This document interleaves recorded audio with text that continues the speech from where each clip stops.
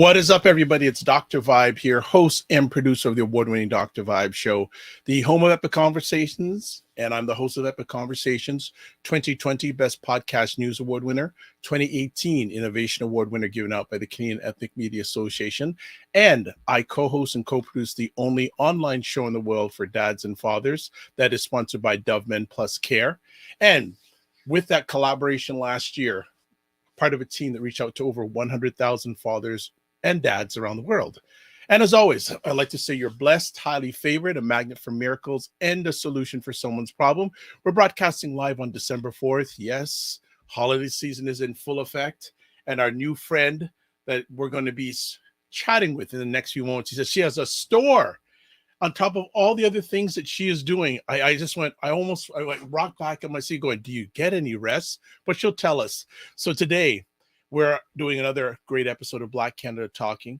Black Canada Talking is an online event that provides Black Canadians the opportunity to give their takes and POVs on stories that are of importance to them. We also showcase Black Canadians that you all should be knowing about. So our new friend today on Black Canada Talking is Jackee Kasandy. She is the founder and CEO of Black Entrepreneurs and Business Society of Canada, the BEBC acronym. She's a co-founder. She grew up in Kenya, spent time in places that don't have electricity or water. She moved to Canada and started her business. But because she had a lack of credit history and capital, she couldn't get loans. Lots of people, Black Canadians, can relate to that. So you should be watching if you're a Black Canadian business person, whatever level. She had to max out her credit to launch her retail business and relied on subletting her rented apartment through Airbnb just to get by until she finally built her business. Her business now does more than $500,000 of revenue. Hello? $500,000. Another reason you may want to be listening and watching this, either live or on replay. She would not be much further ahead if she would have been further ahead if she had access to loans or grants or investment early on, but she was considered unfundable. I think some people have heard that message too. She helped start this. We're talking today about this pitch contest that she has started. Now, just a little background about the Black Entrepreneurs and Business Society of Canada. It's a nonprofit that's here to help Black Canadian business people, entrepreneurs especially. They want people to partner with them, and they get people to partner with them, and they connect them with community leaders who will meet their needs and expand their networks and scale up their business. So today, we're going to find a little bit about her, a little about the organization, a little bit about the pitch contest. Now, I'm just going to say a little teaser about the pitch contest. They are saying that it's streamlined and simple. It's not one of these pitch contests where you have to, and I'm going to use their wording here. Many other pitches often require lengthy business plans and months of work for entrants just to successfully apply. And they say, because most Canadian Black businesses are micro enterprises, most owners simply don't have the time to go through a lengthy process to get started. So I could read more about it, but I'm not the star of the show today. We have this smiling, wonderful person that is the star of the show today. Jackee Kasandy, what is up? How you doing? Good. How are you, Dr. Vibe? Very happy to be here today. Outstanding. I am outstanding today, and glad to have you. And I know just by reading some of that, everybody can tell this lady has a lot on the go. Actually, I missed something to do at the beginning. I'm not even going to get to it. We're going to focus on you. So nice. How has the day been so far? It's been busy. It's been a really busy morning. It's already 2 o'clock here. I think it's the end of the day for you guys. And I still have a long day to go. I'll probably work until about 10 p.m. today. Only? Mm-hmm. Okay. So let me ask this question now, because we did it when we went on live. Do you take time to rest? I do. During the holiday season, it's harder, but I do. I have a regiment where at 10 p.m. my phone goes off, so you can't reach me. Even if someone was dying, I'll find out in the morning. No one. And even you won't even take a call from your mom? No. Oh wow! Does she know that? Yeah. Okay, good. As long as she knows, that's important, because you wouldn't want it to shock her like that. No, she still tries to call. It just won't go through, and so that. That's fantastic. I love it. So she Oh still my calls, gosh. she still gets upset, but she still knows that when it's 10 p.m., my day is done. I need rest and I won't see it until 7 a.m. Excellent. Well, we always do this when we have friends for the first time on any of the platforms that I host. We Mhm. need to get a little bit more about your background because you are not originally from Canada. You're from Kenya. So we want to hear about some of the life in Kenya before you came to Canada. Oh, that's great. I've been in Canada for so long now. This feels like home. I grew up in Kenya. I grew up in the western part of Kenya. My grandmother, my grandmother was deep in the village. I lived in a tiny little city. And so growing up at my grandmother and my mom's place, at least where I lived in the city, we had electricity and flashing toilet and all that good stuff. Tiny. But at my grandmother's, we had, pit latrine and no power, no nothing. Like it was darkness. We loved the days when the moon was out and it was full and we could play outside at night because it was nice and Yes. bright. And everything was planted and grown there at home. And it was really, really a good upbringing. So I lived at small town life. Most of my vacation outside of school was at my grandmother's and with my cousins and all of that. And we had a blast. We didn't have the joys and the ease of everything we have here, hot water in the shower every day. We didn't have that. You had to go and get the water and boil it and then shower, and you had to do that every day. So it was really interesting but because I lived in the city and I went to boarding school, I did also get used to having electricity and water, running water and all of that good stuff. And I moved here to Canada, to Toronto, actually, when I was a young girl. And I lived in Toronto for a while. I went to school, I worked in advertising, and then I decided it was too cold. I am from the tropics. So, I ran away from Toronto. I'm like, you know what? I know I came to study and do all of these things, but Toronto is too cold. So I moved out west. Okay. Want to cycle back a little bit. Was it was it difficult leaving Kenya? That's a really good question. It wasn't. It wasn't for the simple reason that I went to boarding school when I was 7 years old. So I became independent very young because in the Kenyan system is the British system. So you were in school 9 months of the year and 3 months. So in between, you had the 3 weeks vacation that you come home. And that just teaches you to be really independent. So you end up not feel. And then after I finished school and I started working, I started to travel, going to different places. And that just made me feel free and independent. So coming to Canada wasn't that bad. And by the time I moved, communication was even easier then. So it wasn't too difficult to hear from home and all that good stuff. So it wasn't that hard. Wasn't hard leaving home, but I'm sure is there any part of you that misses home? Yes, I miss the food and the laughter. Well, you have such a great smile, so I can see the laughter is just part of your core. You have such a great smile on you. Oh, you're so kind. Thank you. I have a big family and we're so close and dramatic. I just miss all that chaos of our family that is just beautiful drama. We love each other so much.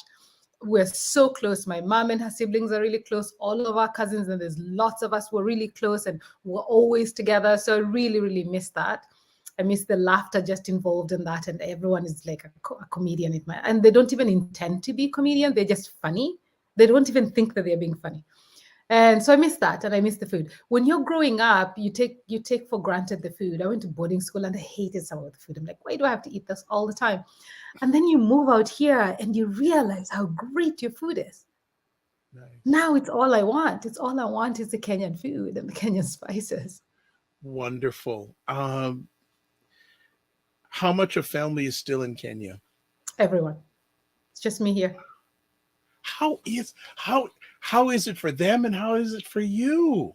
You're They like you're don't a lone care. soldier. What? They don't care. It's so annoying. I have tried. They don't Hold care. on a second. They don't care? No, they're very annoying. They do not care. I have tried for so long. I'm like, I just need one person to move. And then my sister moved November 2019. And then COVID happened. And then COVID ended and she went back. I'm like, what? I need one person. One person. They don't care. My mom is like, there's more of us here. So you come every year. That's it. Oh, Okay, And mom. she did, and my mom is she's a village woman. She came to Yep. visit me when I was in Toronto, and I had graduated from school, and she came during Great Pride, and that really killed her. She's never come Mm, back. okay. All right. Enough said. Uh, your mother, you've mentioned her a number of times. Mhm. How much does your mother mean to you? I would first go with my grandmother. I don't know if you can see her. Okay. I can see. Can you see right here on my show? On my Yeah. Yeah. uh, this no the other way. Yep. The other way. The That's other all way. right. I got it. Yeah. There you go. That's my grandmother. She died at 104. She's the Oh, my matriarch. condolences. Oh, no, no, no. She was ready to die. She was ready to die by the time she was 80. She had lived her life and she was like, why is God waiting? But we all needed her still for the longest time. So she lived a fantastic life. She was the wisest woman that I know. And she had never gone to school, but she was wiser than all my uncles and all their PhDs and all of us with all our education. She was the matriarch of the family and she taught us all what to do. So my mom is from that same cloth, and I feel like I'm from that same cloth. So from our families, it's the women mostly that are entrepreneurs and in business and all of that stuff. My dad was this quiet, shy guy, and he never interfered with anything. My mom was just the one doing all of these things. And so my mom and my grandma will come up more because they were the entrepreneurs and they were the people that I fashioned myself after. Wow. Why did you choose Canada? That was really interesting. I didn't intend to. So when I decided I wanted to go to school, I had UK, US, Australia as my options. And I decided not to go to the UK because my education in Kenya was all British. So I'm like, what's the point of going to British university? I might as well just stay here. And I'd already done my first part of learning education. I decided not to go to the US because I swear Americans think that they have a dream, but the dream doesn't exist. It exists for the 1%. Okay. Everyone else that I know there has 3, 4 jobs and it's just a slog to get to the American dream. So I was like, okay, maybe that isn't great. And then I had an option for Australia, but Australia seemed too far from home for some reason. I just thought it was too far. And so I applied to Canada, and one of the schools I applied to was so efficient in their customer service. They called me in Kenya, they led me through the process, and their brochure was beautiful, and they were right in downtown Toronto. So I was like, that's where I'm going. That's how I ended up here.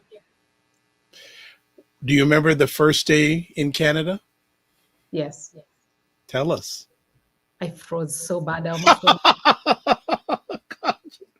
Was there any thoughts of saying, did I make the right choice? I called my mom 2 weeks later because I couldn't stop shaking. So I arrived the last week of December. It was sunny outside, but it was like minus 15 or something. Yeah. Coming from Kenya, where it was really Yeah. hot, even though I prepared myself, I wasn't prepared. And so it didn't matter how many layers I put on, it didn't matter what I was wearing. I was so cold. I was sitting on top of a heater and I'm still cold on top of a heater. So I remember calling my mom and I'm like, I don't know that this is gonna work. I don't think that this is a good idea. I'm so cold, I'm freezing and all of this. And my mom said, I've never known you to give up though.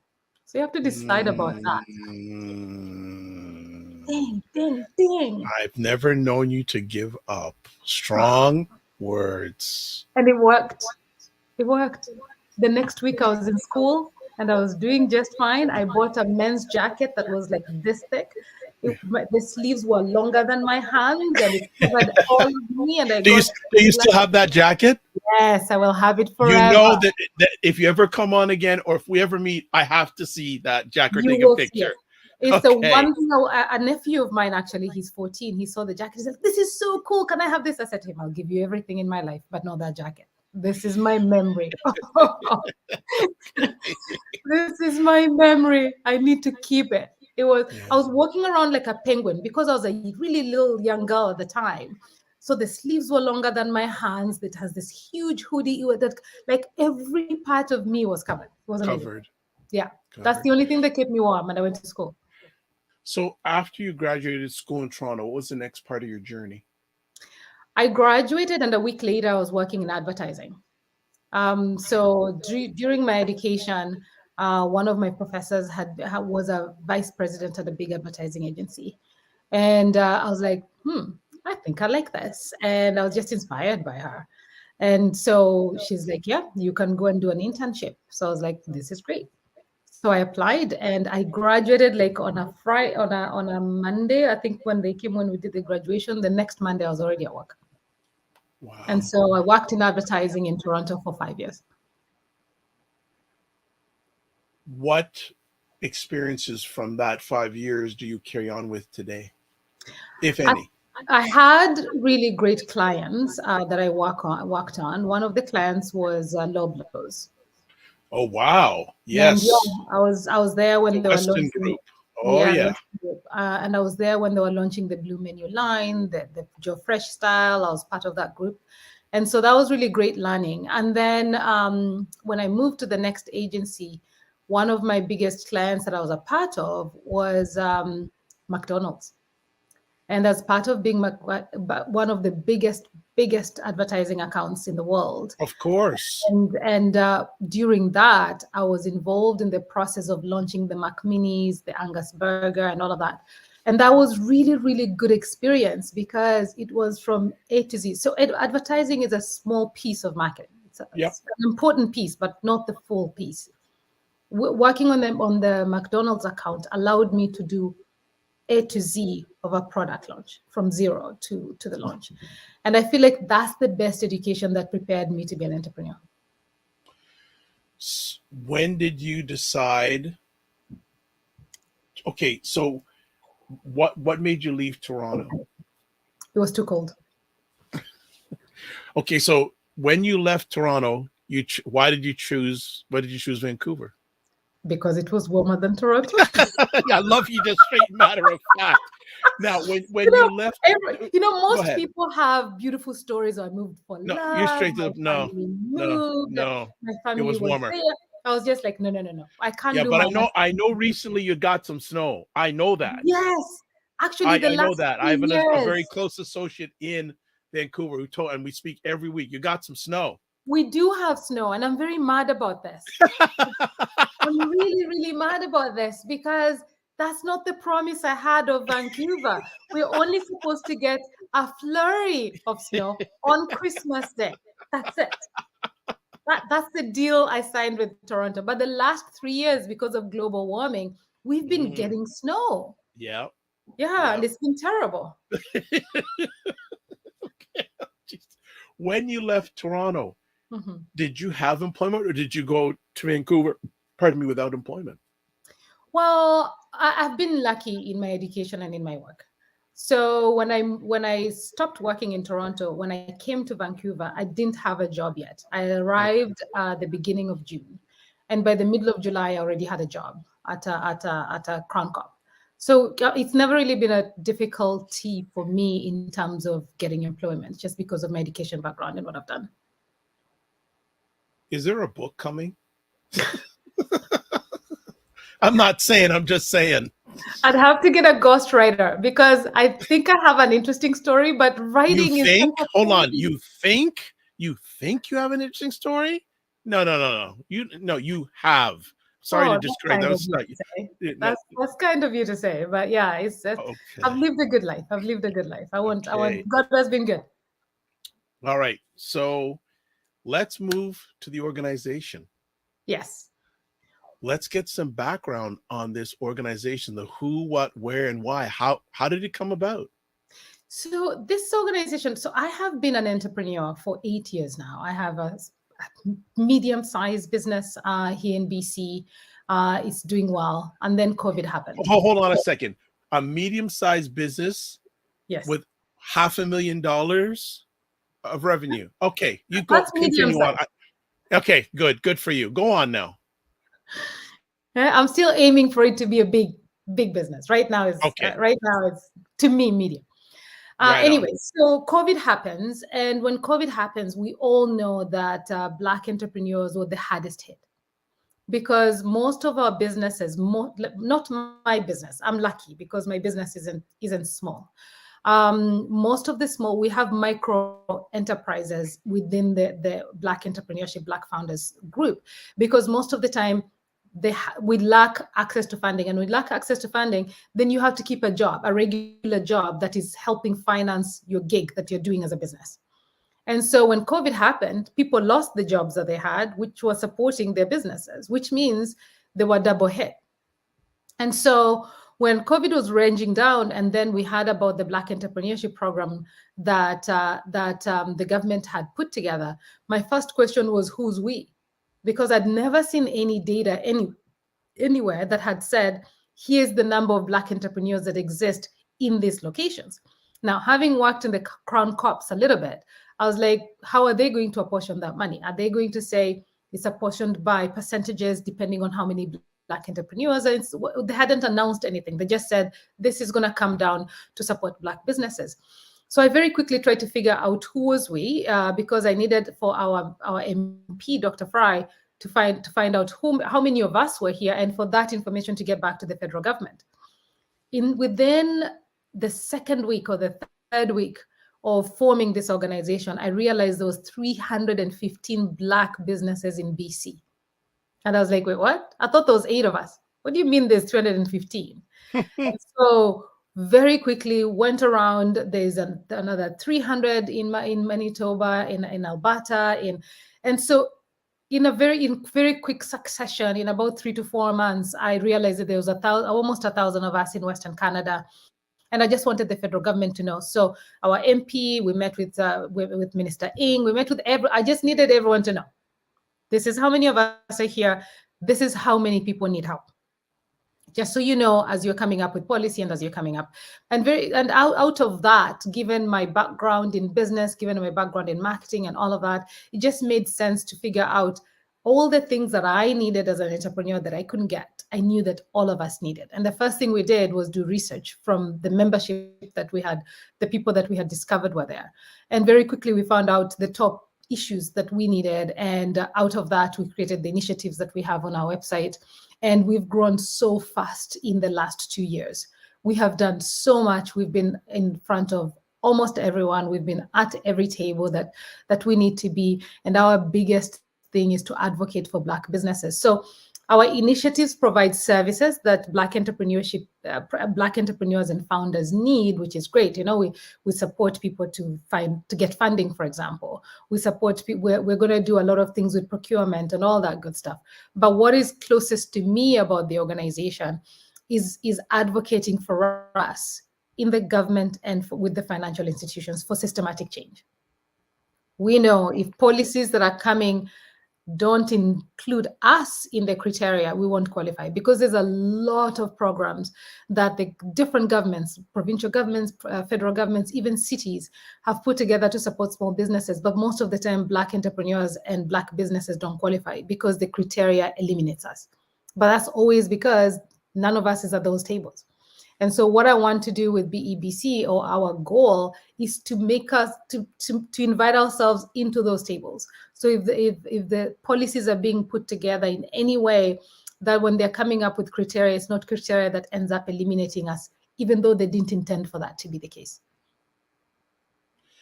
I have a mental page full of conversation questions for you. So we're going to go up the mountain. So okay. From the time, when did you come up with this idea? Do you remember when you came up with this idea? Yes, it was a September, and it was in 2020. We had just we had now gone back into the world. We could now be at the stores. We were still all masked and all of that, and all the data was coming up about how many businesses were shutting down, and I knew people whose businesses were shutting down, and the government had announced so many programs for Black businesses, and many of us were not qualifying for some of them. And I was like, but this is not fair. And then the day the government announced the BEP loan, the next day I launched this organization. What was the first day like? Well, it was just me at the beginning. Wow. And then I made calls. I made calls to people that I knew and that had different expertise than I did. And I volunteered all of them into the board.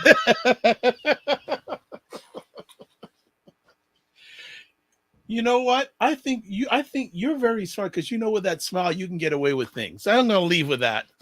If you talk to all of them, they'll tell you that. They'll tell you Jackee called us and she said you should come on the board, and they all said yes. But I think they believed in what I was trying to do. They believed in the course. They're all Black. They're on the board.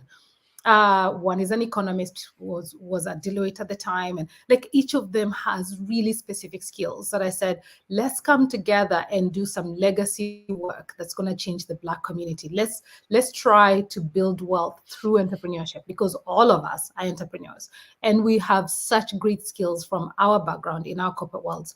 How about if we took that and put it back into the community and brought us all up together? And they were like, yeah, sign me up. And they have worked so hard. We meet every week. It's the hardest working board I've ever been on. Testimonial. They're great. What was the first in the organization's journey? What was the first big win in your mind? What was the first big win that you had? The first big win was having a meeting with Dr. Fry, who is our member of parliament. Hetty Fry, yes. Hetty Fry, she's fantastic. And presenting this information to her and her looking at me and being so surprised at the number of businesses I was bringing in front of her. And very quickly, her office made a connection for us to meet with Minister Ng's office. So that was the first entry point into the local and the federal government to just say, hey, here we are. And even if nothing else happened, just the fact that I was able to let the government know that there was this many Black entrepreneurs that needed help, that you should know we have data, we have numbers, emails, and this is the number. That was a huge big win, because then at that point, they could have data they could work with, because we all know if there's no data, the government isn't moving on anything. So just getting that data to the government was helpful. It was a big first win. You said, it sound, and correct me if I'm wrong, it sounded like you did a survey? Yes. What valuable, I'm sure there's piles of valuable information you got from, what were some of the valuable insights you got from doing a survey? Well, the biggest thing was just the problem with access to funding. And that one we know, every researcher said that. The second biggest issue was access to professional services. You know, you have a small contract, you're setting up an organization, just access to lawyers and accountants and advisors and all that. It's very expensive. Let's say you saw this tiny little tender with the city, you want to tender for it. Now they're giving you 132 pages of a contract. You need a lawyer to look through that. Lawyers ain't cheap. Lawyers ain't cheap. Yeah. And so if you're a tiny business, you're a micro business, you're bootstrapping it with the job that you're doing, you don't have $5,000 to pay a lawyer to go through all of that, and that delays you. That eliminates you from going for big contracts and stuff like that. So access to professional services came big right after the access to funding. Okay, I want to drill down a little bit deeper about the whole funding challenge. Yeah, can you share your thoughts in regards to funding, and what do you feel are some meaningful solutions in regards to the area of Black Canadian entrepreneurs and funding? Yeah, that's a good question. So when I wanted to become an entrepreneur, I decided this when I was in school. So I decided this when I moved here. After the first year, I was writing a business plan. I was still in school. I'm like, I'm in Toronto. I'm like, I'm going to do this. I want to be an entrepreneur. And I came from a country where we were not a debt society in Kenya. In Kenya, it's a cash. If anyone has a house, they saved up money and they built the house themselves. There wasn't mortgages, there wasn't any of that. So I didn't come from a debt society. I had never had a credit card. My first experience of having a credit card was me in school, and TD came and they had a little table and they were giving out credit cards, a $500 credit card. And I was so excited. I felt so adult. I'm like, I have a credit card now. I am such an adult. I can have a credit card. But when they give me that credit card, no one ever told me how a credit card works, or how you should pay, or what a statement for the credit card means, how you should continue to make sure you're not over the limit of the credit card. You just think, oh, I can over the limit, I can pay a little bit, and then I'll finish paying, and then I can use it again. But that actually screws you up. You don't know that it's screwing you up. But when I finished school and I moved to BC, I shelved all those business plans. I continued with my career here on the marketing side, and I did another 7 years. But after the first 5 years, I rewrote a different business plan because I was really keen to start my business. And I was in the corporate world. I had climbed the corporate ladder. I had saved up some money. I was good with my money. I wasn't that bad with my money, actually. So I saved up. I started my business. I was like, okay, so now I'm going to work myself into not working so I can do my business. I did. It worked well. I went to Kenya. I brought stuff. I started to do my business. Now, I had saved my money. Not a bad thing. But when you're starting a business, you need at least, depending on what business you're doing, you need at least $100,000. That goes so fast. By the time I was like, wait, I need all of this money. There was no one to give me money. My credit score wasn't bad, but no one could just trust to give the money. Like, it wasn't great. It wasn't like stellar up there, but it wasn't bad. But I didn't have any home. I didn't own a house. I didn't have a car. No, I had a car at the time. But most places, when you want to go get money, the first thing they ask you is collateral. Many of us don't own homes, don't have parents that own homes. I'm an immigrant. And so that just kept setting me back. I'm like, okay, but I've rented all of this life. Shouldn't that count? But that doesn't count. And so that just became difficult. So then I realized I needed to move to another tiny home that had an extra bedroom, put it on Airbnb so that I could have, so the Airbnb took care of my rent and my car and my food, so that all the money I had saved up and maxing out all of my credit cards could build the business. And I went to an organization that actually helps fund women businesses. And they helped me. They're like, okay, you need to do this business plan. You need to do this cash flow projections. I'm like, okay, let's do it. Even though I had done a business plan before, I did all of their process. I did all of their cash projection. And they get to the end and they're like, no, we still can't give you a loan. You need to have been in business for 2 years first. I was like, wait, how do I get to 2 years if I don't get funding now? Those two things didn't connect.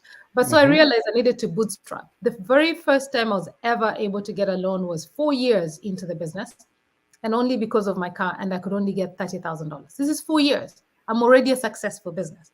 Even now, as a successful business, I could not walk into the bank right now and tell them I need $250,000 and they'll give me. I have a successful business. Yep. Right? I hear you. I have to prove myself as a person. I have to prove myself as a business person. And then I have to prove my business before I can actually get funding. And that my story is the better story out of all of us. Because the rest of us, you took that credit card, that 500 credit card, it screwed up your credit score. You didn't even realize that. And then onto that, I was an international student, so I didn't have student loans. But a lot of people here have student loans. Student loans. Oh, yeah. You got your student loans. You only have a car. You don't have, and it's an old car, and you don't own a home. You're completely unfundable. Even if you went to the bank. Yeah, you're wasting your time going near a bank. But the worst part, actually, the thing I found out later that icked me the most, and that's what I want to change, is every single bank you walk into and ask them for a loan, they check your credit score. And when they check your credit score, you lose points. So you don't know you're losing points, but your credit score just keeps getting worse. So you'll go in with a credit score that was good. You go to Scotia, they say no. You go to another bank, they say no. You go to another lending institution because you keep trying, they say no. Each of them, you're losing 10 points. Yep. So you had a good credit score at the beginning of asking banks for money, and now 6 months later, your credit score is awful. So now you have to wait another 6 months and build it back up before you can go to the bank and get it. While your business can't afford that 6 months of not getting their financial. Correct. Wow. It's a cycle, and it's a cycle that I aim to completely break. So I am working very hard. I'm forming really good relationships with the banks. I just want the system to look at the criteria that they use, and also be outside of that, build our own system, build our ways of funding Black people and helping to build and to create wealth. So let's do a reset here. We're speaking with Jackee Kasandy, who didn't like Toronto because it was too cold, then moved to Vancouver, but they have snow in Vancouver too. So I don't know where she's going to go to next. She's a co-founder of the Black Entrepreneurs and Business Society of Canada, Black Canada Talking.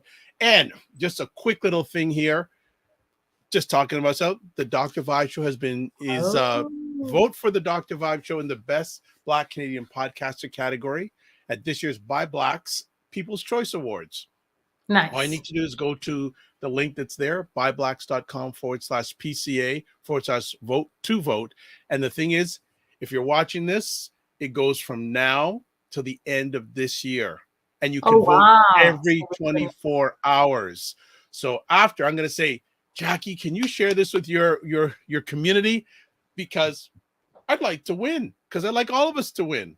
Exactly. So Yes. just putting it out Well, there. and I'll vote. I'll vote as well. And Well, share vote as much as you can. Share it with your peeps out there. Would love to have a West Coast representation in a large way. Excellent. Let's talk about the pitch competition. Mm-hmm. So, yeah, let's talk, because when I got the information sent by Jeremy, who's doing a great job making West, I said, okay, how is they're saying this is different? So, how is the pitch competition different? So here's how the pitch competition came about. I do a lot of one-on-one mentorship coaching with a lot of our Black businesses, and every single one asks me, are there any grants I can apply? And the answer is always no. There's not a single grant you can apply for. And the ones that are available are very small. I want to interrupt Jackee right there. Businesses running on grants. Let's talk. I purposely want to get your thought process on that before you move forward. So let's talk about that. What are your thoughts about, because I advise a lot of micro business myself, and I say you can only do so much on grants. There isn't enough, and you won't get it, and you can only do so much on grants. And even if you went out to look for it, most grants are $1,000, $2,000, $5,000. Rise Up gives $10,000. The rest of them, you have to be in an accelerator, and just one person will win a grant. It's very, very rare to get a grant. And if you cannot be a business that is living on grants. It's not sustainable. It cannot be done. And the process, our application process is the simplest application process for a grant. All the other grants take a while. You end up spending way more of your time looking for and applying for grants that you definitely will probably not get instead of running the business. How did you achieve this process? How did you make it different than other offerings? So, and how have you made it different than the offerings? Because when I read this, I go, okay, I got to question this young lady about this. Excellent. I am glad you're asking. So the only thing you need to do, if anyone is going to the Black Pitch Contest, BEBCsociety.org or blackentrepreneursbc.org, and you go to the pitch contest, it's right there on the front. The application process will take you 7 minutes at most. And this includes 7 minutes. At most, just the application form. The only thing we require is someone create a video of themselves talking about their business, basically their business. Just pitch your business for 2 minutes on video. It can just be your phone on a selfie, and you can just tell us about you and your business, why you're passionate about it, what $25,000 will do for your business. That's it. That's it. You don't get to do anything beyond that. We don't require any financials. We don't require a business plan. We don't require anything. And it can be anyone. It can be a 12-year-old kid who's looking to do this different business. It can be a 64-year-old guy who retired and now they want to come back into the world of business to offer their wisdom, consulting or doing something. It can be anyone and any business. All of us can apply to it. Well, I can't apply because I'm BEBC. Anyone can apply to it and anyone can qualify for it. That sounds so simple. It is very simple. It sounds so. I'm going, okay, and there's no catch. There's no catch. Okay, because so we're gonna show. Go ahead. Okay, we wanted to do this just to break the norm, because right now, Black founders and entrepreneurs, we don't qualify for much. And it doesn't make sense for us to say, here's a grant, you can enter do a grant, and then ask you to perform the same dances you'd have to perform if you go to apply for other grants. It doesn't make sense. It doesn't differentiate us, and it doesn't actually help us as a community. There's no reason to do that. The pitch contest was, we went and fundraised, we got money, We have $25,000 to give away. Anyone can qualify for it. You just need to be a legal resident. You need to be at any age. You need to have a business idea. It can be a new idea. You can be already be in business for 15 or 25 years. You can be almost retiring. It doesn't matter. Any business stage you can apply, and the loan is like that. That's the form you're showing there. It's so simple. The only thing is just you upload a video. That's it. And we're telling everyone to create a video, put it on unlisted on YouTube, give us the link, and that's it. So a number of questions. Is this a grant, loan? What is it? It's a grant. Okay. How many people have you had apply already approximately? About 30. That's it? Well, yeah, because a lot of people were worried about how to do the video. What do I need to put in? Okay. How do I have to do the video? So we had this info session, and it was a full hour, and people had questions. So, are you expecting this? Are you expecting this? So there's a lot of doubt because we don't have that much confidence in ourselves and our businesses. And so that has scared people. And so I'm doing everything that I can to tell people it doesn't matter. Just put your phone up and talk to it. Talk to me like you talk to yourself. We need to chat. We need to chat offline. I think I can help you with that. Excellent. I think I know I can help you with that. Excellent. That would be great because honestly, it's open to anyone. So and I say there's nothing to lose. Just apply. And anyone who applies, even if you don't win, you still get all the services for BEBC. We're gonna showcase all of these businesses. Even if you don't win, we're still gonna showcase all of these businesses. We're just gonna bring more eyeballs to your business and hopefully bring more clients to your business. How many grants are you maximum can you give out, or do you know that yet? Well, right now we have a confirmed one. We are aggressively fundraising right now in the hope of giving out 5. Have you had any applications from people outside of BC? Yes. Oh, yes. The whole country. Okay. Mm-hmm. Because I'm going to be totally honest, until Jeremy reached out to me, I had no idea about this. I know a lot of people don't. And I've been on CTV in Toronto. We're doing ads. So I've figured out that in our Black community is talking to each other like this, that people get to know about it because we are not in the normal channels of media. Yeah, I think, again, we'll talk offline. I think there's some opportunities to getting it to more individuals. Excellent. Out there. So, and I have put the pitch contents information, the bit.ly link is on the screen. So no excuses, at least go take a look and then make a decision and take action. It's $25,000 on the with no strings attached. That's it. You get the $25,000. We support you after that, day-to-day running of a business, whatever you need. BEBC has a lot of different initiatives we've got on, but there's no strings attached. It's just $25,000 like that. Where were you when you came up with this idea? It was beginning of last year. And no, not beginning. Is it beginning of last year, 2021? Either 2021. The Rise Up pitch competition had gone, and I had applied for it and had gone through the process of building a business plan and doing all of this. And then I was told I went into, I don't know, did I go into the second level? I can't remember.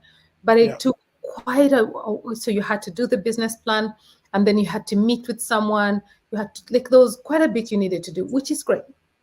But 800 women applied. One person got $10,000. Of course. but they had to do the process. Yeah. And so I was like, I really, really appreciate this. But I said, I am so busy. I am running a society. I'm running my own businesses. I do volunteering. I am really, really busy. The process of going through Rise Up was pretty long. So I'm like, but that works. They've put it there for a reason. I think that's great. People get help in doing business plans, in pitching their businesses. I don't begrudge any of it.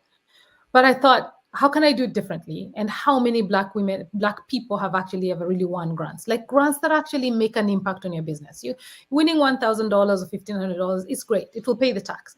but it doesn't actually really impact the business. Yeah, If it doesn't a lot. It doesn't make your business move forward a lot. yeah, if you're Classic Juice in Toronto, you want to expand, and all you need is one bigger juicer, $25,000 will give you that juicer. Suddenly, you're able to scale. You have enough juices to put in grocery stores and all of that. Create revenue.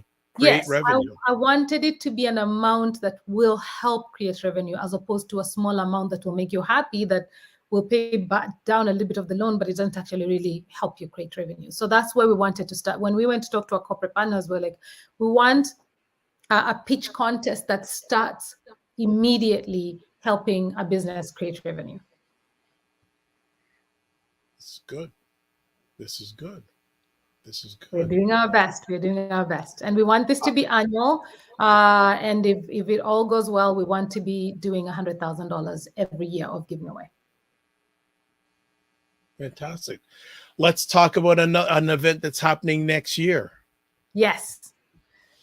The Black Beach Summit. Yes. Talk about it. This is great. We had it this year. It was great. There was 700 people that came on. It was all virtual. It was so well done. And it's an annual one. We have it. During Black History Month, we do remember a lot of things in history, and there's a lot of pain, there's a lot of celebration of being a Black person and our history. What I wanted to do, what BEBC wanted to do, was to end Black History Month with a look forward to how we create revenue and make sure that even though we're making sure that our history is not forgotten, that we're doing better for ourselves in the future. And entrepreneurship is one way to create that wealth. And so the Business Summit is specifically to introduce Black entrepreneurs into the larger ecosystem. You know, the bankers, the people in the government, the EDCs and BDC, and everyone that we as Black businesses or as small businesses need to get to know and get known, because there's a lot of services that we can get. And there's a lot of ways in which we can be suppliers to the government. For example, we are going to have Procurement Assistance Canada. They're going to hold a session and a mentorship where they tell us, how can we get to procure for the government? The government is the biggest buyer in the country. Of course. Biggest. Yep. And so how can, and they were with us last year. They sponsored us last year. They're going to sponsor again this year. I want to bring to the Black community, to the Black entrepreneurship community, everyone in the ecosystem that has impact on our businesses. And that's exactly what happens. So everyone you can imagine, the trade office, the export development, BDC with the loans, the financial institutions, everyone that we get to touch as we do our businesses, I want to have closer introductions for our members, so that everyone who comes to and attends has a better understanding of A, what's out there for them, B, how to go about to get it, and C, how can we expand our customer base. So is this conference, next year's conference, virtual also? Correct. So next year it's virtual. It's February 24th and 25th. This year we had it on one day, on a Thursday, but we realized that our businesses, people still have regular jobs and the business. Yes. So we split it into 2 half days. So it's going to be on a Friday and a Saturday. So we're going to have the government people fill up the Friday, and it's important. It's very important for us Black businesses. The government is the biggest buyer, as I said. And then on Saturday, we'll have the last keynote speaker and the mentorship session. It's a really good day. Fireside chat with the minister and all of that stuff. So we split it into 2 half days instead of 1 full day. How much planning does it take to pull one of these off? I cannot tell you. It is a lot of planning. It's so much planning, but it's so great. It's really, really, really great. I'm so proud of just bringing us. Like I want our stories celebrated. I want the government and the rest of the people to know us, to know our businesses, to know who's there, because we impact the economy. I have 9 employees. I'm impacting the economy. I'm impacting the labor department. I mean, in the taxes that they pay and I pay, like we're impacting the government, and the government needs to know, and we need to celebrate our impact on the Canadian economy. And these kinds of conferences and these kinds of seminars actually allow for that to happen. Outside of the funding piece, What do you feel, or what are you hearing from Black entrepreneurs are their biggest challenges? Money is always, I always hear the money piece, but what Yeah. other challenges are you hearing of? Well, there's some challenges I'm hearing, but most importantly, there's some opportunities that Black entrepreneurs just don't know about that are there.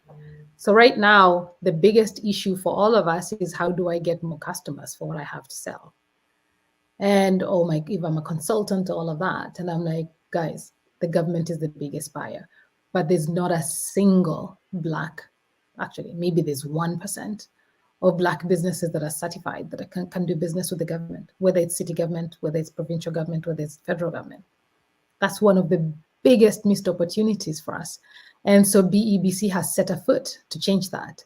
I want as many Black businesses as possible to win tenders with the government and supply to the government. It doesn't matter whether it's soap or it's coffee or it's consulting services or it's seminars you're going to give. I don't care what it is. Anyone, I want you, Dr. Vibe, to be a consultant with the government and do facilitation or be a host, an MC or some.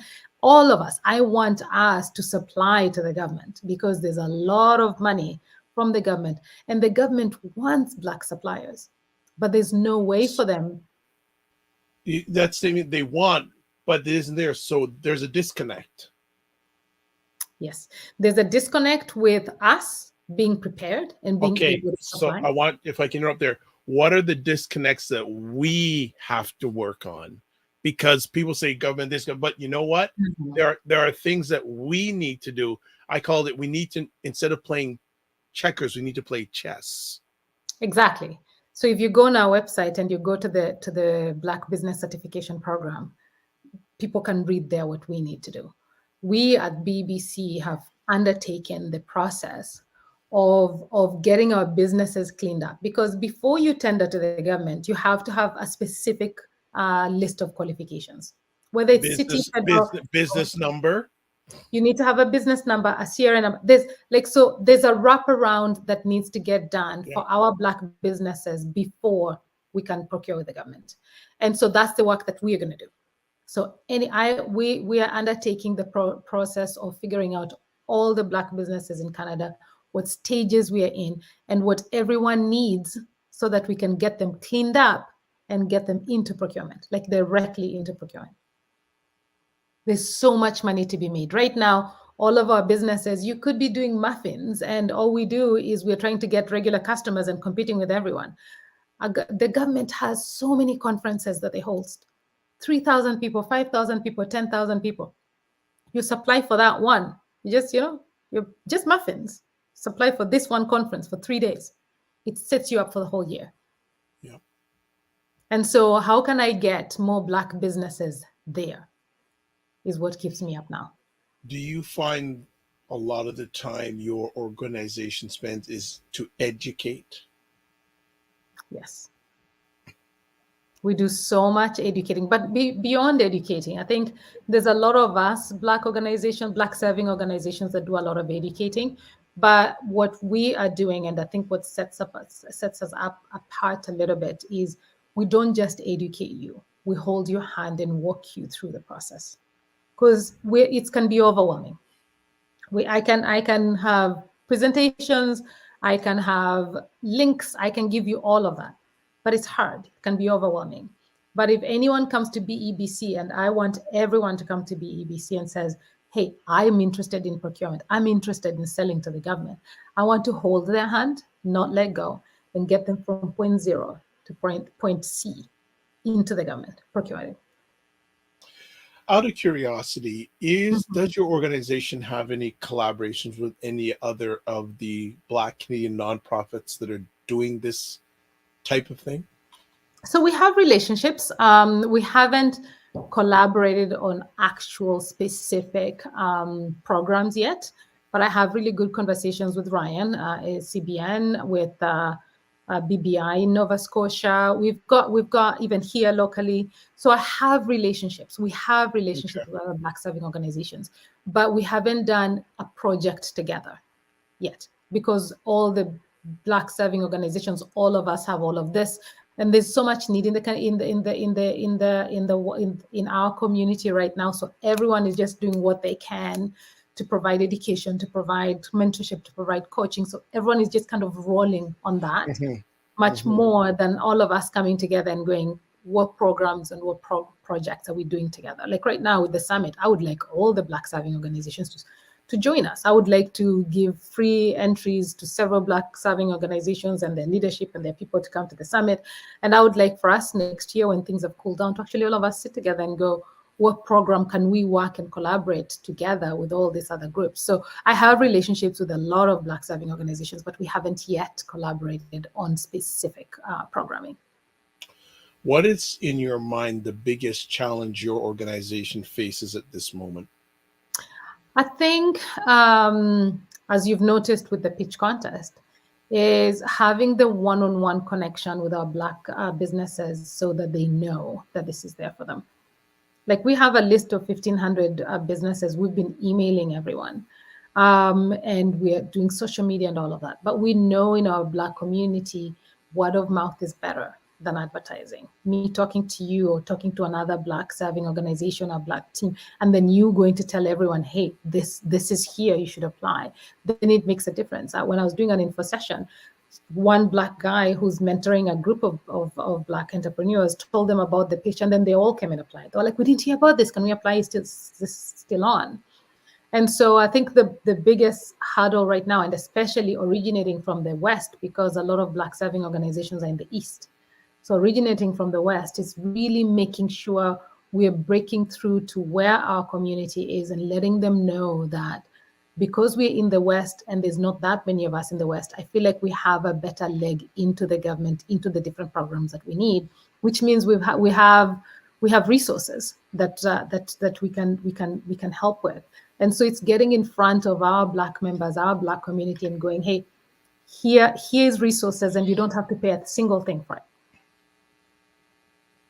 What are you excited about? I am excited about a few people winning the grant and it making a difference, and for us to track them and see how their businesses grow. I am excited about the pitch summit, the summit coming about, the Black Pitch Black Business Summit coming on. I'm looking forward to seeing deals happen from that. I want us within each other, us with the government, with financial institutions, with insurance companies, everyone who's going to be there. I want people to come out of there going, wait, I can get deals. I have people I can contact. I have ways in which I can get deals and I can get more clientele. How many hours of sleep you get a day? I try to get 6 to 8. Okay. I go to bed at 10. Good. I go to bed at 10. Good. Excellent. Anything else you'd like to share with our audience today? Thank you. Thank you for this wonderful conversation today. So I want to thank you so much, Dr. Vibe. And for the audience, join us. Like, we have so much that we can offer for Black entrepreneurs and Black businesses, and even just the Black community. Join us, tell everyone about the society, and it's completely free resources for anyone who wants to get into the pitch, to get into the summit. Let us know. So the summit has a cost, but I'm going to talk to Dr. Vibe. I'm going to give Dr. Vibe a deal.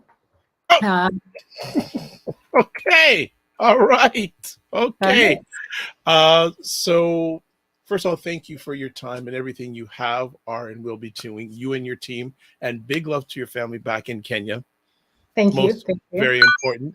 So everyone, here's all the information. Here's the information for the organization: website, Facebook, Instagram, Twitter, LinkedIn. Next up, here's the information for the pitch contests. Yes, click on that. Do it, you're people. Good. You're good to go. And then here's the link. And I think it's maybe the same one. I don't know, but you know what? It's the same one. Okay, it's the same one. Yeah. So there you go. So that's for the summit, though. I think the summit is a different link. But no, when they go on our website, both of them are there. So there's a block for the summit. There's a block. Okay, for the hold on. I want to just correct this. I like to make sure. I don't like to lead people wrong. So let me just make sure I've got the right. Okay, hold on. It's generating. Okay. So correction, everyone. People are going to get mad at me now. You've been wrong information. Well, I'm correcting it. So I'm going to take off because that is the wrong link for that. So I'm going to change it right now and show the correct link. So this is how we do things in real time. Here, Thank you. there. I appreciate you. Okay, this is the correct link for the summit. Yes. That is the correct. Thank you. But if you go to the pitch contest, you're going to be on the site anywhere. You're going to look around you're going to see what's going on. When you go to the website, it's all there. And it's a beautiful website, guys. So go check it out. Yeah, well, we showed it to you. If you're watching this live on replay, you saw what it all looks like. So that is it. So thank you so much. And I have a feeling we're going to be chatting more before 10 o'clock your time every day. I remember not to contact you. And you know what? I have to give Jackee full props because I called her and she picked up the phone. It was before 10 p.m. Yes. And just a message out there. One of my mentors who is very successful in real estate in the United States, one of the first things he told me is, Dr. Vibe, give good phone. Oh. So I know we live in a digital world of text, email, all that, but another mentor a long time ago told me, if it's details, text is good. If it's emotions, you call or do that FaceTime thing. It makes a difference. 100%. It does make a difference. So thank you so much. We'll be in contact again. Have a good rest of the day. Excellent. Thank you so much. Have a wonderful evening. Be well. All right, everybody. So don't get mad at me that I put up the wrong link. I corrected it, but you'll get on the website and you'll get all the information that you know. So I'd like to say thank you for everybody who took the time to watch this live or on replay, or who took time to listen to it on replay. It's appreciated, not taken for granted. So a few last things before we call shop today. So first things up, subscribe to the Dr. Vibe Show, either on YouTube or like it on Facebook. I would prefer that you do like it on YouTube. I'm 20 subscribers away from 1,000 subscribers on YouTube. And also, once you do that, hit the notification button or bell, because if you do that, that means every time I post an upcoming conversation, you get notified and say, how did I miss that? Or how come I didn't know about that? As Jackee said earlier, one of the things, one of the challenges we have in the Black environment, Black Canadian environment, people aren't plugged in. Information, you know, so that's one thing we have to do. Next up, you can vote for me in the best Black Canadian podcaster category at this year's buyblacks.com People's Choice Awards. Go to buyblacks.com/PCA/vote to vote. And you can vote every 24 hours until the end of December 2022. And just another thing, just a huge plug out, buyblacks.com is Canada's Black Canada's number one online magazine. Number one. SEO wise, they are listed in the top 120,000 in the world.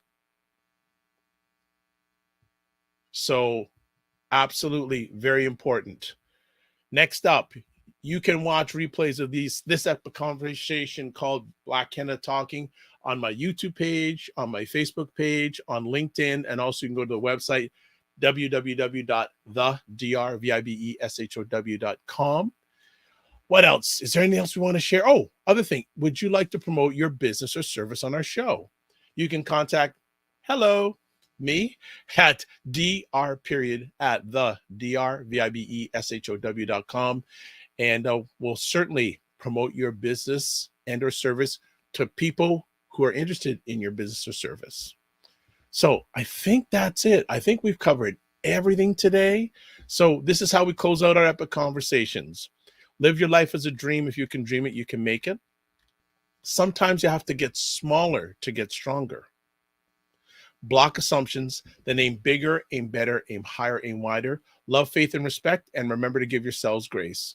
So vote for me. Follow me. I mean, follow me digitally. Don't follow me around. No, I don't need no stalkers, right? So vote for me on the buyblacks.com People's Choice Awards, and especially on YouTube, follow, because when I hit 1,000 subscribers, we're going to have a little bit of jam session digitally, and you can come on, ask me questions, etc., and we can have some fun together. God bless, peace, well, keep the faith, and walk good.